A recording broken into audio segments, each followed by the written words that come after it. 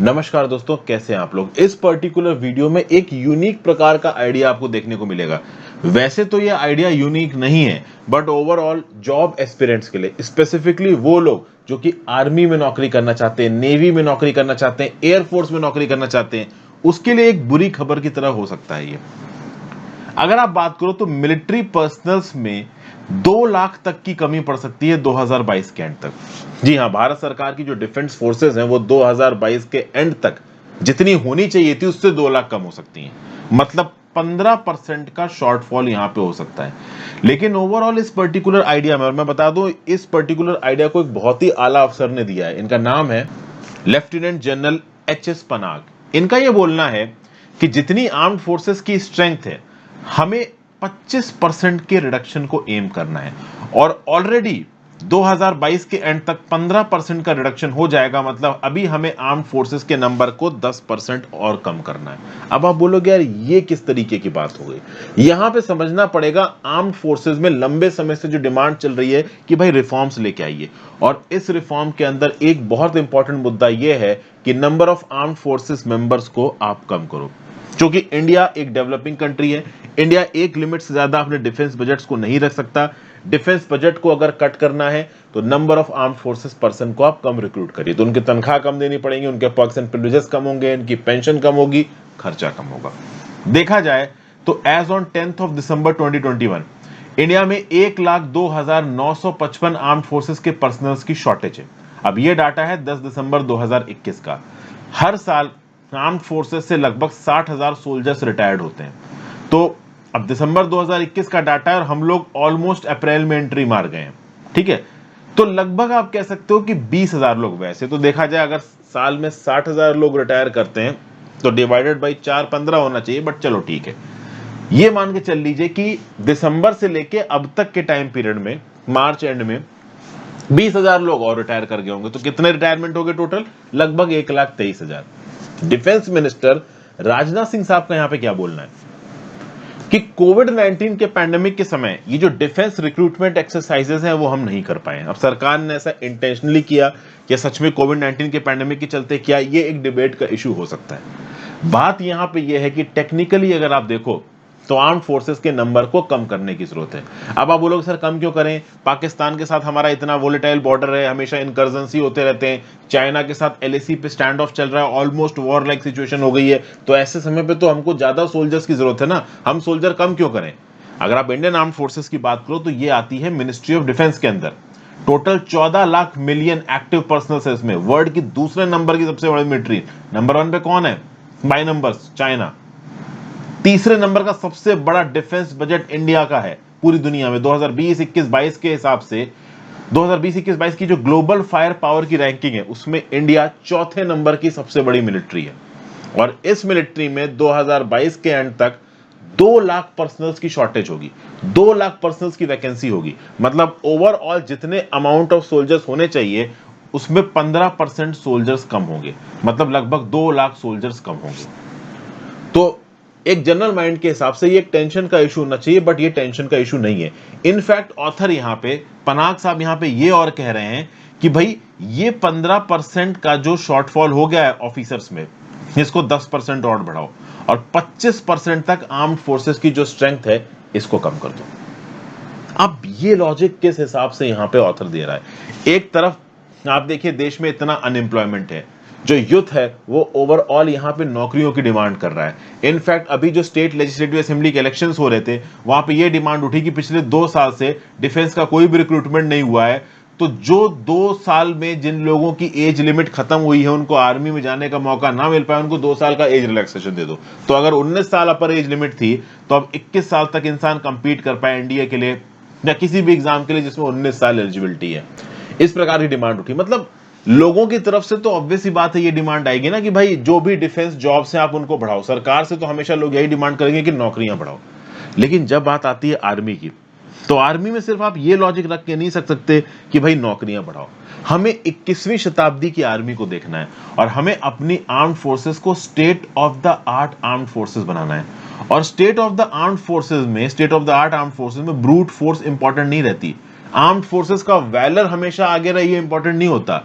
Technology बहुत important है। Military technology के साथ हमारी आर्म फोर्सेस को इंगेज करना। अब चाइना सामने से आर्टिलरी फायरिंग कर रहा है, तो क्या उस आर्टिलरी फायरिंग के नीचे हमारे सोल्जर्स चले जाएंगे? ऑब्वियस ही बात है, नहीं। उस आर्टिलरी का हमें आर्टिलरी के साथ जवाब देना है। तो हमारी साइड पे आर्टिलरी को मैन करने के लिए, स्ट्रेटेजिक पॉइंट्स पे सोल्जर्स को डिप्लॉय करने के लिए, स्ट्रेटजीज बनाने के लिए एक optimum amount of soldiers enough है। तो इस समय पे इंडिया की जितनी मिलिट्री स्ट्रेंथ है उससे ज्यादा की जरूरत नहीं, उसको कम करने की जरूरत है, लगभग 25%। 2022 के एंड तक ऑलरेडी 15% कम हो रही है, 10% और कम कर दो। इंडिया के डिफेंस बजट का क्या हिसाब है? 2022-23 में हमारा डिफेंस बजट था 5.25 लाख करोड़। पिछले साल कितना था? 4.78 लाख करोड़। इस बार हमने ज्यादा डिफेंस बजट एलोकेट किया और उससे हम लोग डोमेस्टिक मैन्युफैक्चरर से वेपन्स खरीदेंगे। लेकिन अगर आप चाइना के डिफेंस बजट की बात करोगे तो हमसे 3 गुना बड़ा है। और यूएस के डिफेंस बजट की तो बात ही छोड़ दो। यूएस मिलिट्री पे पूरी दुनिया का 39% स्पेंड करता है, चाइना लगभग 13% स्पेंड करता है, इंडिया लगभग 3.7% स्पेंड करता है। एज अ डेवलपिंग इकोनॉमी हमारे कुछ कंस्ट्रेंट्स हैं, हमें बाकी ह्यूमन डेवलपमेंट के फील्ड में भी पैसा खत्म करना है, हम पूरा का पूरा पैसा डिफेंस में नहीं उड़ा सकते। पाकिस्तान की चिल्लर इकोनॉमी अपनी बजट का ऑलमोस्ट सारा ही पैसा वो आर्मी को दे देते हैं, बहुत ही कम पैसा ह्यूमन डेवलपमेंट, ह्यूमन रिसोर्सेज के लिए जाता है। और इसलिए देखो पाकिस्तान में आर्मी की कितनी चलती है। हालांकि बस वो आर्मी ही डेवलप कर पाए, लोगों का कोई भी इस समय पे मदद करने के लिए या फिर जो प्रॉपर उनके प्रोग्राम्स चलने चाहिए, पीपल फ्रेंडली प्रोग्राम, वो चलते नहीं है। जो भी पाकिस्तान का मिलिट्री स्टैब्लिशमेंट है वो सरकार में एक मेजर रोल प्ले करता है। बहरहाल उसकी बात हम यहाँ पे नहीं करेंगे। इंडिया के पॉलिटिकल स्टैब्लिशमेंट में एक चीज की पॉलिटिकल क्लैरिटी है। पॉलिटिकल क्लैरिटी का मतलब क्या हो गया? हमारे जो लॉ मेकर्स हैं, मोदी जी हो गए, अमित शाह जी हो गए, डिफेंस मिनिस्टर राजनाथ सिंह हो गए, और बाकी जितने भी ऊपर लोग बैठे हैं सीनियर ब्यूरोक्रेट्स, उनको एक बात तो पता है, और वो बात ये है कि नंबर ऑफ आर्म्ड फोर्सेस को हमें घटाना है और इसको घटाने के लिए तरीके ढूंढने हैं। और इन तरीकों को इजाद करने के लिए चीफ ऑफ डिफेंस स्टाफ और जो 3 सर्विस चीफ्स हैं वो कई बार बैठ के बातचीत कर चुके हैं, बहुत सारे प्रपोजल्स को सामने लेके आ चुके हैं, बट ग्राउंड लेवल पे प्रपोजल अब तक नहीं बना है।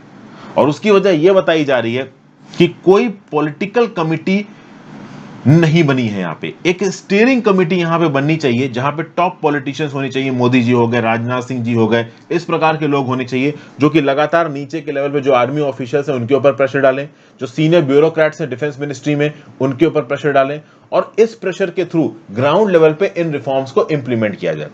अभी के लिए अगर आप रिफॉर्म्स की बात करो तो कई बार आर्मी, नेवी, एयरफोर्स आपस में इनमें थोड़ी बहुत बहस होती दिखती है। अभी जब थिएटराइजेशन की बात हो रही है कि हमारी आर्म फोर्सेस को थिएटराइजेशन करो, तो उस थिएटराइजेशन में इश्यूज निकल के आ रहे हैं। इंडियन एयरफोर्स बोल रही है कि हम आर्मी के अधीन नहीं हो सकते।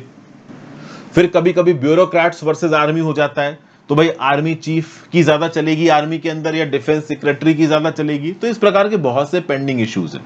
ये पेंडिंग इश्यूज तब सॉर्ट आउट हो सकते हैं जब टॉप लेवल पे एक स्टीयरिंग कमेटी बने, उस स्टीयरिंग कमेटी में प्रधानमंत्री राजनाथ सिंह जैसे लोग बैठे हों जो कि ओवरऑल इस बात को इंश्योर करें कि भाई आर्मी का रीऑर्गेनाइजेशन कैसे होगा। अगर आप सब कुछ आर्मी के ऊपर छोड़ दोगे तो कहीं ना कहीं चीजों के होने का रेट थोड़ा कम हो जाएगा, क्योंकि आर्मी में अभी भी ट्रेडिशनल कमांड स्टेटस और मोडस ऑपरेंडी चल रही है। देखा जाए तो अब पेंडिंग रिफॉर्म्स क्या क्या है। देखो, पहला तो है tri service integration. Tri service integration का मतलब क्या होता है? अभी के लिए Indian air force, Indian army, Indian navy अलग अलग ऑपरेट करते हैं।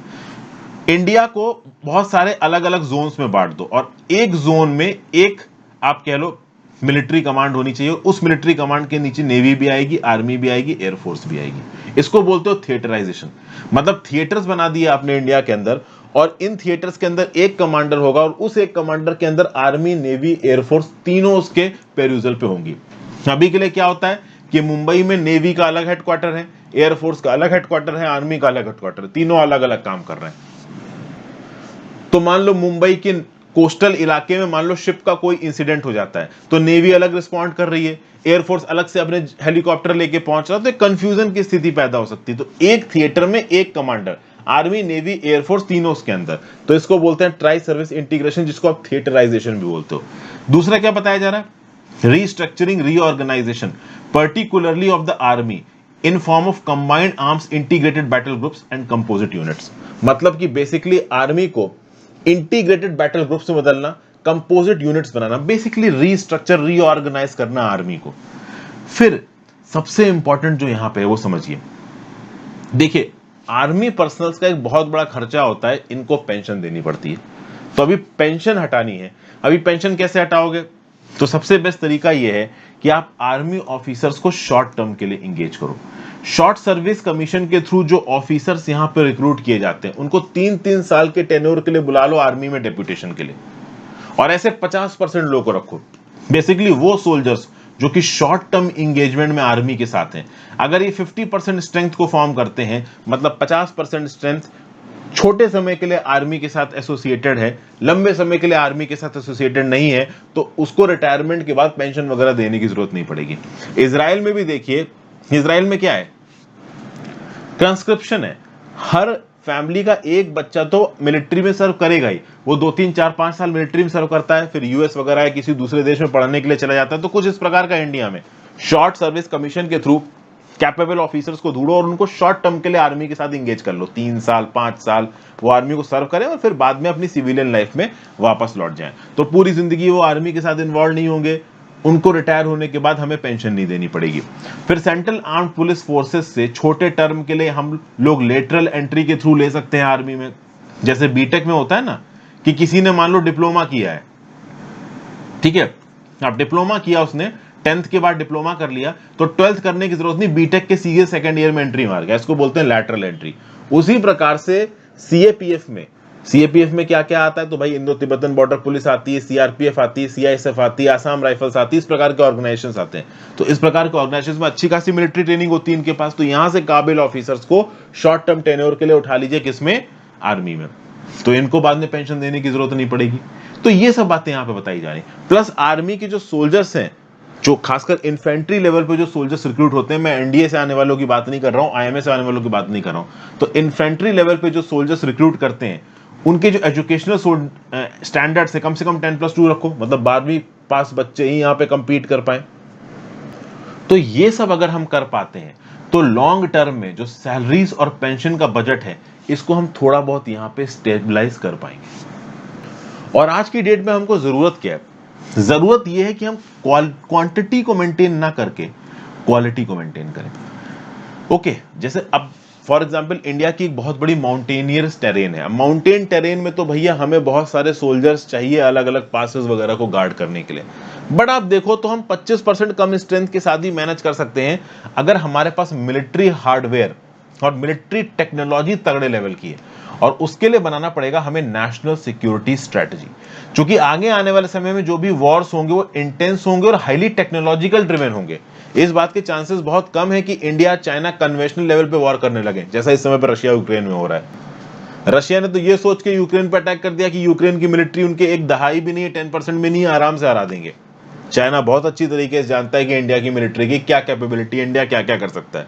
खासकर रशिया का जो हुआ है यूक्रेन में अटैक करने के बाद, चाइना तो कभी गलती नहीं करेगा। तो इस बात के चांसेस बहुत कम है कि कोई कन्वेंशनल वॉर हो। जरूरत क्या है? क्वालिटी सोल्जर्स, उसके साथ साथ state of the art equipment, top level की मिलिट्री टेक्नोलॉजी। और जब हम ये सब करेंगे तब जाके हमें ये पता चलेगा कि एक्चुअली में हमें इतने मिलिट्री पर्सनल्स की जरूरत ही नहीं है। तो 2022 के एंड में ये जो 2 लाख पर्सनल्स की वैकेंसी बन रही है, इसको मौके की तरह देखो। क्योंकि हुआ ये है कि पिछले 2 साल पैंडेमिक में सब रिटायर होते गए, रिक्रूटमेंट नया हुआ नहीं, तो ऐसा बोला जा रहा है कि 2022 के एंड तक 2 लाख मिलिट्री पर्सनल्स की वैकेंसी होगी, 15% वैकेंसी होगी। इसको भरने की जरूरत नहीं है और 10% वैकेंसी पैदा करने की जरूरत है। टोटल सैंक्शन स्ट्रेंथ के 75% पे हम अपनी डिफेंसेस को मैनेज कर सकते हैं, बशर्ते हम अपनी मिलिट्री कैपेबिलिटी टेक्नोलॉजी को उस लेवल पे डेवलप करें। उसके लिए होलिस्टिक रिफॉर्म्स की जरूरत है और पॉलिटिकल विलिंगनेस की जरूरत है। टॉप लेवल पे जो पॉलिटिशियंस बैठते हैं ना, जब तक वो पॉलिटिकली ओन नहीं करेंगे इस प्रोसेस को, जब तक वो सामने, अभी तक क्या है कि military generals, chief of defence staff के ऊपर छोड़ दिया गया। अब सरकार तो है ना ये बोल देगी कि हम 25% कम रिक्रूट करेंगे। जैसे ही सरकार, मोदी जी ने अनाउंस किया कि हम आर्मी में 25% वैकेंसी कम करेंगे, आधे बच्चे तो सड़क पर धरना प्रदर्शन के लिए निकल जाएंगे कि हमको नौकरी दो, हमको नौकरी दो, हमको डिफेंस ज्वाइन करना है, देश की सेवा करनी है। लेकिन ओवरऑल यहाँ पे हमारी आर्म फोर्सेस को 25% कम सोल्जर्स की जरूरत है। ये एक व्यू पॉइंट यहाँ पे निकल के आया है, जो कि डिटेल में मैंने आपके साथ बात की है। आप मुझे नीचे कमेंट बॉक्स में बताओ, क्या आपको लगता है कि इस प्रकार का व्यू पॉइंट सही है? क्या यहाँ पे एचएस पनाग जी जो आइडियाज दे रहे हैं वो सही है? आप अपने व्यू पॉइंट जरूर नीचे करना। Thank you for watching friends. ज्यादा से ज्यादा लेक्चर को लोगों के साथ शेयर करना, इंस्टाग्राम पे फॉलो कर लो, टेलीग्राम ग्रुप ज्वाइन कर लो। Have a great day friends. Join button दबा के जाना इफ यू कैन।